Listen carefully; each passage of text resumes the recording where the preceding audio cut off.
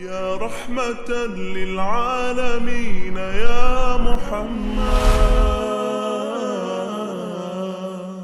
سیرت project season 4 episode 5 زکوٰۃ اور روزے کی فرضیت اور تحویل قبلہ۔ صحیحین کی روایت میں ہے کہ ارکان اسلام کے جن پر اسلام کی عمارت کھڑی ہے 5 ہیں: کلمہ شہادت، نماز، زکوٰۃ، روزہ اور حج۔ زکوٰۃ ارکان اسلام میں کلمہ شہادت اور نماز کے بعد تیسرا اہم رکن ہے۔ اس کا لغوی معنی برکت و نمو اور طہارت و تزکیہ ہے، یعنی کسی شے کا نشو و نما پانا اور پاکیزہ ہونا ہے۔ زکوٰۃ کی ادائیگی سے چونکہ انسان کے مال میں برکت پڑ جاتی ہے اور یہ بڑھ جاتا ہے، اور اس کی ادائیگی سے انسان کے نفس کا تزکیہ اور اصلاح بھی ہوتی ہے، یا اس سے انسان کو باطنی طہارت ملتی ہے، لہذا اس لیے اس کو زکوٰۃ کہتے ہیں۔ اس کا اصطلاحی معنی 1 سال تک پڑے ہوئے ضرورت سے زائد اور نصاب کو پہنچے ہوئے مال میں سے 8 مخصوص مدات میں سے کسی مد میں متعین رقم خرچ کرنا ہے۔ زکوٰۃ عام طور 5 چیزوں میں فرض ہے: نقدی، زیورات، کاروبار، زرعی پیداوار اور مال مویشی۔ زکوٰۃ نکالنے کے لیے ضروری ہے کہ جس مال کی زکوٰۃ نکالی جائے وہ نصاب کو پہنچتا ہو اور اس پر 1 سال بھی گزر چکا ہو۔ نقدی، زیورات اور کاروبار کی صورت میں زکوٰۃ کے مال کا نصاب 7.5 تولے سونا یا اس کے برابر کی قیمت ہے کہ اتنے مال پر اگر 1 سال گزر چکا ہو اور وہ انسان کے استعمال میں بھی نہ آیا ہو تو اس مال کا 2.5% بطور زکوٰۃ سالانہ ادا کیا جائے گا۔ زرعی پیداوار کی زکوٰۃ کل فصل کا 5 یا 10% ہوتی ہے کہ جسے نصف عشر یا عشر کہتے ہیں، اور یہ ہر فصل کے ساتھ ادا ہوتی ہے۔ مال مویشی کی زکوٰۃ بھی سال میں 1 مرتبہ ہوتی ہے اور جانوروں ہی کی صورت میں نکالی جاتی ہے، جیسا کہ 5 اونٹوں پر 1 بکری، 30 گائے یا بھینسوں پر 1 بچڑا اور 40 بکریوں پر 1 بکری بطور زکوٰۃ ادا ہوتی ہے۔ زکوٰۃ کی فرضیت میں 2 آراء ہیں، ایک یہ کہ مکہ میں فرض ہوئی تھی، دوسری یہ کہ 2 ہجری میں ہی شوال میں فرض ہوئی۔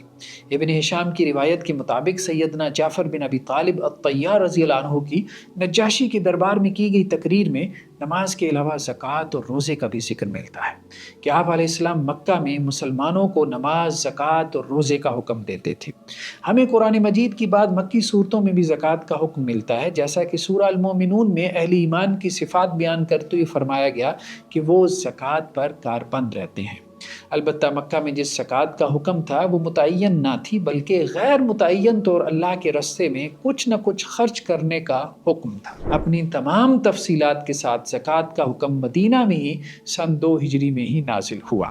روزہ را کی پیش کے ساتھ فارسی زبان کا لفظ ہے کہ جس کا معنی بھوکا رہنے کے ہے۔ عربی زبان میں روزے کے لیے لفظ صوم استعمال ہوتا ہے جو قرآن حدیث میں بھی نقل ہوا ہے۔ عربی لغت میں صوم کا معنی رک جانا ہے، جیسا کہ قرآن مجید میں حضرت مریم علیہ السلام کو حکم دیا گیا کہ اپنی قوم کو کہیں انی نذرت للرحمن صوما فلن اکلم اليوم انسیا۔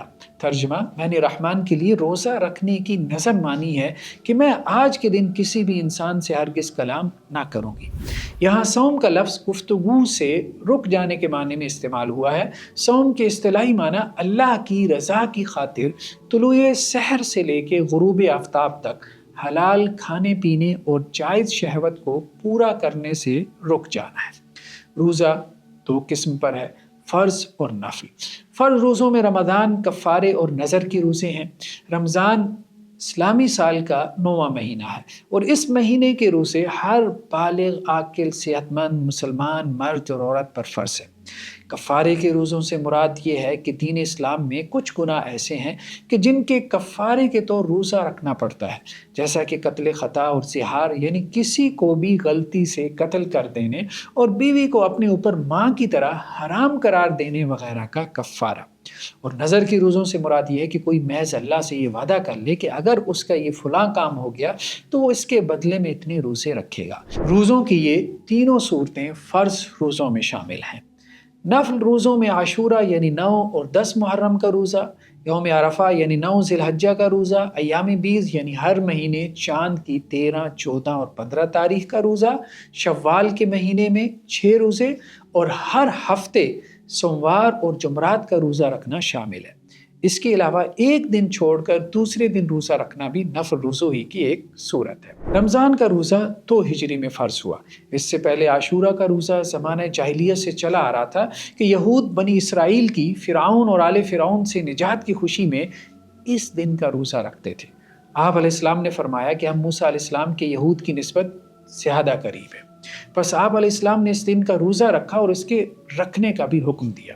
شروع میں روزے کا مطلب یہی تھا جو یہود سے چلا آ رہا تھا کہ سونے کے بعد سے روزہ شروع ہو گیا۔ اس میں کچھ صحابہ سے کوتاہی ہوئی کہ سونے کے بعد اٹھے اور سحری سے پہلے بیوی سے مباشرت یعنی تعلق کی زوجیت کر بیٹھے، یا سونے سے پہلے کھانا کھانا بھول گئے، تو اس پر قرآن مجید کے آیات نازل ہوئیں کہ تمہارے لیے یہ حکم اٹھا لیا گیا ہے، لہذا اب سحری سے مغرب تک روزہ پورا کرو۔ روزہ رکھنے کا حکم پہلی شریعتوں اور مذاہب میں بھی تھا، جیسا کہ یہودیت اور عیسائیت میں، بلکہ دنیا کے اکثر مذاہب میں روزے کا کوئی نہ کوئی تصور پایا جاتا ہے۔ دین اسلام میں روزے کو ایک منظم عبادت کی صورت میں باقی رکھا گیا۔ روزے کی عبادت کا مقصد تربیت نفس اور اصلاح احوال ہے۔ عرب میں گھوڑوں کی تربیت انہیں روزہ رکھوا کر کروائی جاتی تھی تاکہ وہ سخت جان ہو اور میدان جنگ میں ثابت قدم رہے۔ قرآن مجید میں ہے کہ اللہ عز و جل نے تم پر روزے اسی طرح سے فرض کیے ہیں جیسا کہ پچھلی قوموں پر فرض تھے تاکہ تم متقی بن جاؤ۔ روزے سے انسان کو ضبط نفس یعنی سیلف کنٹرول حاصل ہوتا ہے، جو انسان کی شخصیت کی تعمیر یعنی پرسنالٹی ڈیولپمنٹ کے لیے بہت ضروری ہے۔ روزہ ہجرت کے دوسرے سال فرض ہوا اور اس طرح آپ علیہ السلام نے 9 سال رمضان کے فرض روزے رکھے۔ سن 2 ہجری کے بڑے واقعات میں ایک تحویل قبلہ کا حکم بھی ہے۔ مسند احمد کی روایت میں ہے کہ مکہ المکرمہ میں آپ علیہ السلام دوران نماز بیت اللہ کے ساتھ بیت المقدس کو بھی سامنے رکھ لیا کرتے تھے، اور اس طرح استقبال قبلتین ہو جایا کرتا تھا، یعنی آپ 2 قبلوں کو سامنے رکھ کر نماز پڑھا کرتے تھے۔ مدینہ میں استقبال قبلتین ممکن نہ تھا، لہذا آپ علیہ السلام نے 16.5 ماہ تک یہود کے قبلے کی طرف رخ کر کے نماز پڑھی۔ ابن سعد کی روایت میں ہے کہ آپ علیہ السلام بشر بن معرور رضی اللہ عنہ کی والدہ سے تعزیت کے لیے بنو سلمہ کے محلے میں گئے ہوئے تھے کہ انہوں نے آپ کو کھانا پیش کیا۔ اسی دوران نماز ظہر کا وقت ہو گیا۔ آپ علیہ السلام نے بنو سلمہ کی مسجد میں ہی نماز پڑھائی اور ابھی 2 رکعت ہی ادا کی تھی کہ قبلہ تبدیل ہونے کا حکم آ گیا۔ آپ علیہ السلام نے دوران نماز ہی قبلہ تبدیل کر لیا۔ اب اس مسجد کو مسجد قبلہ تین کہا جاتا ہے۔ بعض روایات کے مطابق اگلی صبح بنو سلمہ کے کسی شخص نے قباء کے نمازیوں کو یہ حکم نماز کی حالت میں پہنچایا تو انہوں نے بھی نماز میں ہی اپنا قبلہ تبدیل کر لیا۔ تحویل قبلہ کے حکم کی حکمت یہ تھی کہ یہود کو یہ پیغام دینا مقصود تھا کہ ان کی جگہ ایک نئی امت مسلمہ وجود میں آ چکی ہے، وہ جنہیں تمام جہانوں کی اقوام پر فضیلت حاصل تھی، اپنی نااہلی کے باعث اب اس مقام اور مرتبے سے معزول ہو چکے تھے، اور ان کی جگہ امت محمدیہ علیہ السلام نے لے لی تھی۔ یہود کو اس وجہ سے بھی مسلمانوں سے حسد تھا کہ ابھی تک نبوت بنو اسحاق میں جاری تھی، جبکہ آخری نبی کی بعثت بنو اسماعیل میں ہو گئی۔ نبوت کی لڑی میں اس تبدیلی کے بعد جب قبلے کی تبدیلی کا حکم بھی آ گیا تو یہود کو واضح ہو گیا کہ یہ بالکل ایک نئی امت برپا کی جا رہی ہے کہ جس کا بنی اسرائیل سے کچھ تعلق نہیں۔ ان کے دین کا مرکز یعنی سینٹر بھی الگ ہے، اور ان کی نبوت کا خاندان اولاد ابراہیم علیہ السلام کی دوسری لڑی سے ہے۔ تحویل قبلہ کا یہ حکم مدینہ تشریف لانے کے 16 یا 17 ماہ بعد نازل ہوا تھا، اور اسی دوران کچھ صحابہ کرام فوت ہو چکے تھے کہ جن کی نمازوں کے بارے میں یہودیوں نے شکوک و شبہات پھیلائے کہ اگر بیت اللہ ہی مسلمانوں کا قبلہ تھا تو ان مسلمانوں نے تو کوئی بھی نماز اپنے قبلے کی طرف رخ کر کے پڑھی ہی نہیں۔ فوت ہونے والوں میں برا بن معرور اور اسد بن زرارہ رضی اللہ عنہما بھی شامل تھے۔ یہ کوئی 10 کے قریب صحابہ تھے۔ مشرکین اس واقعے پر الگ خوش ہوئے کہ دیکھو محمد صلی اللہ علیہ وسلم تمہارے دین پر واپس لوٹ آئے ہیں کہ انہوں نے اپنے باپ دادا کے قبلے کی طرف رجوع کر لیا ہے۔ یہود نے اس طرح سے بھی باتیں بنائیں کہ آپ علیہ السلام نے تمام نبیوں کے قبلے کی مخالفت کی، لہذا آپ سچے نبی کیوں کر ہو سکتے ہیں۔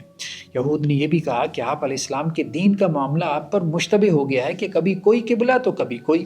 انہوں نے یہ بھی کہا کہ اگر بیت المقدس ہی قبلہ تھا تو چھوڑا کیوں، اور اگر نہیں تھا تو بنایا کیوں۔ اس کا جواب قرآن مجید نے سورہ بقرہ کی آیات 142 سے 151 یعنی 142 سے 151 تک میں تفصیل سے دیا ہے۔ جاری ہے۔ جزاکم اللہ خیرہ۔ السلام علیکم ورحمۃ اللہ وبرکاتہ۔ یا رحمة للعالمین یا محمد